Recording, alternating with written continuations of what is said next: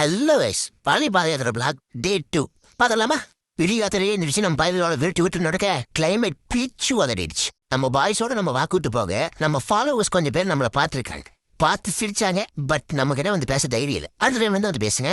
இப்படியே போக பிரம்மர் கோயிலை பார்த்துட்டு இந்த பக்கம் பார்த்தா இந்த பையனுக்கு பெரிய கரகாட்டக்காரன் நினைப்பு. கருவாப்பாய. இப்படியே இந்த பக்கம் பார்த்தா ஒரே கூட்டம். என்னடான்னு பார்த்தா இட்லி போட்டாங்க. வாங்கி மச்சிக்கின்னு சாப்பிட்டு குளிக்க போக எங்கே டிவி கொடியோட பாதயாத்திரை. அவ்வளவு பக்தி. சரின்னு அவன் பல்லு சொன்னா அவன் படத்தை பாருங்கள. அப்புறம் நம்ம பாய்ஸோட போய் குளியில போட்டு மஜா பண்ணிட்டு வந்து ரோட்ல உட்காந்து கொஞ்ச நேரம் அட்டி போட நல்லா நான் பேசிட்டு நிறைய விட்டா நடுவில் ஒரு விசித்திரமான மாடு. சரின்னு அதே ஆட்சியத்தோட நிறைய விட்டா இந்த பக்கமும் இன்னொரு மாடு. அரியில் நடக்க வெயில் அதிகமானதும் நல்ல இடமா பார்த்து ஆல்டு போட்டாச்சு.